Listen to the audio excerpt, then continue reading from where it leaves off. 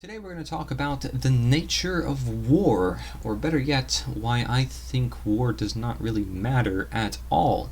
And you say, well, Corey, what do you mean it doesn't really matter? I'm saying people matter. War does not matter. If war didn't matter to anybody, it would not exist. But if people cared about other people, war would not exist because they did not care about war. See, just because I say I don't care about war, it does not matter. War does not matter. The whole topic, the whole debate, any of it related to war does not matter. Does not mean I'm saying people don't matter or that I don't care about their lives. Because by the very definition of caring about people is not caring about war. Because nobody wants war. You talk to the average person and they don't want war. If they think that war is somehow justifiable, they're going off of means that the media or some sort of media has fed them. And they say, oh, well, maybe I came to this myself with my own conclusions, my own research. Research of some place millions of miles away that you don't even live in. Maybe you have family. Okay, maybe you're actually involved. Maybe you know what's going on.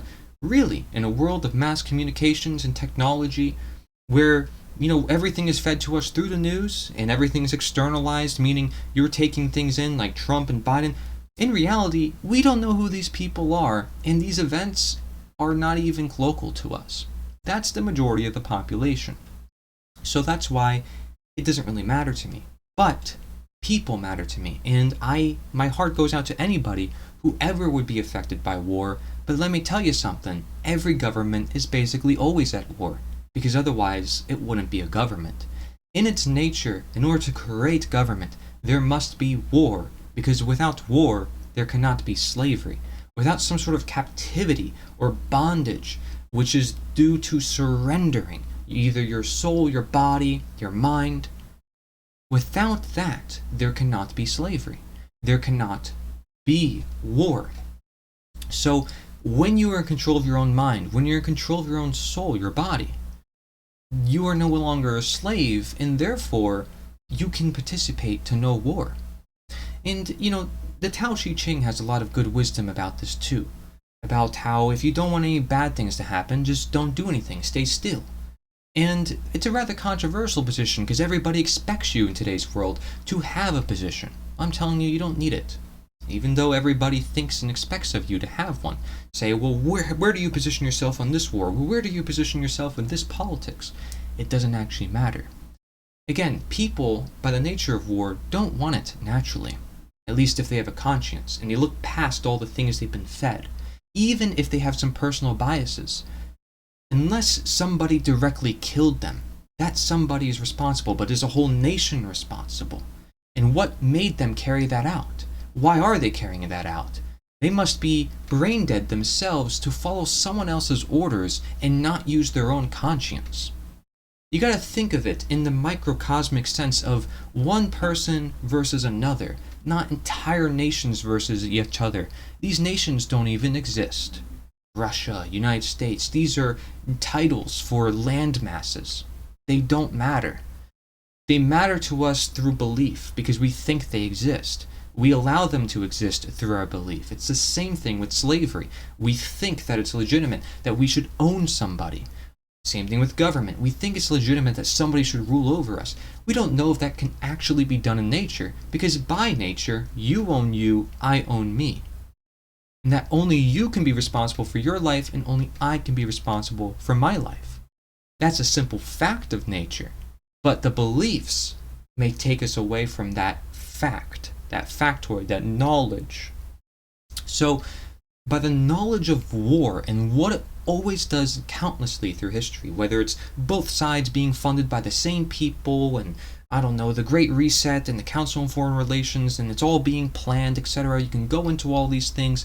That doesn't even matter to me because the nature of war itself means that there's faulty conscience. It means people are willing to die for a country. They're not willing to die for their family, for their own land, their own ownership, because of something that happened to them. They're willing to die because of some greater duty that was bestowed upon them by the media, by the press, because they were convinced, because some politician said to, because it's their marching orders, and therefore they feel obligated. That is no obligation. That is propaganda. That's what it is. And it works so well, and that's why it's been done for over 6,000 years. I talk about slavery existing for over 6,000 years, and it still exists today. Chattel slavery was ended in the 1800s, still exists today in some form. But we have other forms of slavery that have persisted, all those other forms of slavery, and it's done by the average person. If you haven't looked into statism, you should now, because that is how you understand the root to all war ever. You know, this isn't Lord of the Rings, where we're fighting some clear as day evil, where you literally are fighting the embodiment of darkness, the Nazgul. These people are completely darkened. Their mental, their vision, their minds are completely dead, right? They were once humans, apparently, human kings, or, these people are not even humans anymore. Then, okay, it's justifiable to go after them because they're basically dead and they're here to bring death, and that's all they ever bring, and they have no conscience. But we're not fighting like Lord of the Rings. We're fighting other human beings. We're fighting our own kind. What species in nature does this actually in grand scale and builds nuclear bombs to destroy each other? Only the human species does. And so it's not as clear evil as it is in Lord of the Rings. And in fact, I have a whole presentation on Lord of the Rings called Lord of the Rings Dethroned, where I go over how Tolkien was against all war, and how the human races were always at war because their minds are corruptible. And the orcs were slaves to Sauron, who was in control of them because the orcs were denatured forms of humans who already lost their conscience, so they cannot think for themselves. When you play these marching orders, when you work for these armies, these politicians at all, you give credence into their system at all, you are becoming an orc. In Lord of the Rings, you're following orders. And over time, that degrades your soul and you become influenced by the darkness that is that ring of power. That is that eye of Sauron. And it's constantly watching you, and it is in control of your life. You're just a mindless slave. And I don't want you to be in that position. I want you to stay a true human. Maybe be a hobbit in the Shire in Lord of the Rings and have no government and have no fears. And then, of course, you have to deal with the other people who do because they're still stuck in that system, but you end up saving the world because you're the only person who has the will, who has the strength to defeat that evil. That's what happened on Lord of the Rings. That's just a quick synopsis, but I have a whole 4-hour presentation on it. But regardless, when we talk about war, this is another reason why war doesn't matter. It basically just feeds the media. And the media, of course, makes everything worse. They aggregate. That's the job of the media, is to aggregate things, find what's catchy, what's clickbaity, and use it for their stories. Okay? So they feed off of this stuff. They want people talking about it. They want a lot of debate. They want a lot of war going on, mentally especially, when it comes to the media. They want to be the source of knowledge for people. So what happens during this war? And ultimately, you see that there's a great emphasis that this war, any war, is basically meant to create servitude, one way or another, whether it's the soldiers fighting on the field or the people that are basically forced to surrender and obey the next government that forces their will on them. No matter what, they're either willing slaves or forcibly slaves, and there's no work around it unless you defeat statism. That's the real war at hand, is defeating statism. There's no other war but statism, because it is statism that keeps people enslaved mentally. And I talk about this in my book, Slavery Gone for Good, Modern Abolitionism, because there is still slavery to get rid of. And again, this has a great correlation with war. I discussed it in the beginning of this video, and if you need to rewind, please do, because nobody talks about statism, yet it's the root to all war, the root to democide. Do you know about democide? Because democide is created by war. It's the number one cause of unnatural death by governments. If there weren't for governments, there wouldn't be war. And you say, well, Corey, you're always going to have governments, you're always going to have these systems. Well, you could say the same thing about slavery, chattel slavery, but guess what? It was eradicated, and cotton, although everybody said, well, who will pick the cotton, is now harvested better than ever. You have all these freedoms now for a lot more people, and society thrived after that. That being said, the government lost a lot of its economic abilities, so it started tax its citizens. Another form of slavery introduced, gone with another, in with a new. Because government is slavery, it has started as such and will always be until people recognize that it inherently needs to be abolished. Now, if that's a strong statement to make, well, it's strong to say I should wage war on my neighbor because he has a special flag from a certain country, or because some politician tells me. That, to me, is extreme.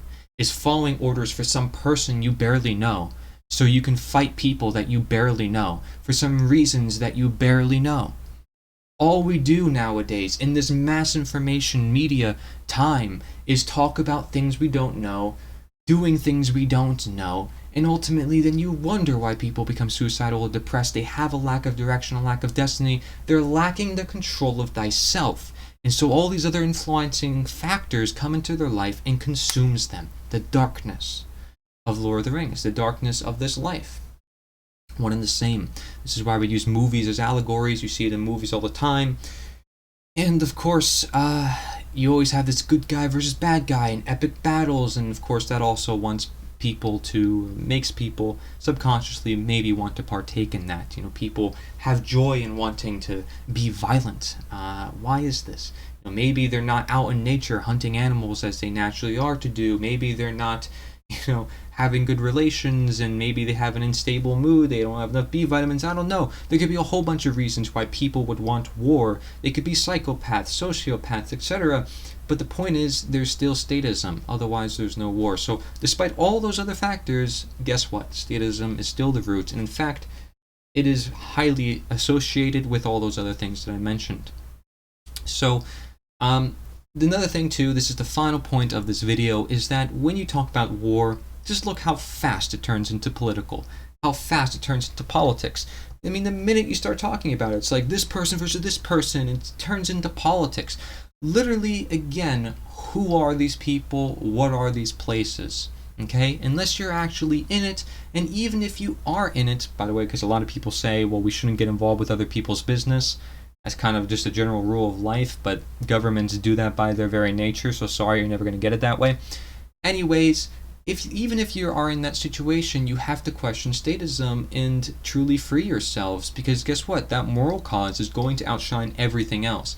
And if you don't get to that moral cause, are you really going to die with dignity? Are you really making the sacrifice necessary for the greater human good, the greater human destiny, which desires freedom? All people, whether you're from China, Ukraine, Russia, doesn't matter where it is, you desire freedom, okay? And that's within your soul, it's within your heart, it's within your nature, and that's why I say nature is the answer. We need to learn from that. We need to learn from history. We need to learn about ourselves, that, again, you own you, I own me, and therefore, why do we put these people in charge? But why do we feed war? Why would we kill other people who are like us? These questions are all actually one and the same. They're one and the same to say that you are free by nature and slaves by government.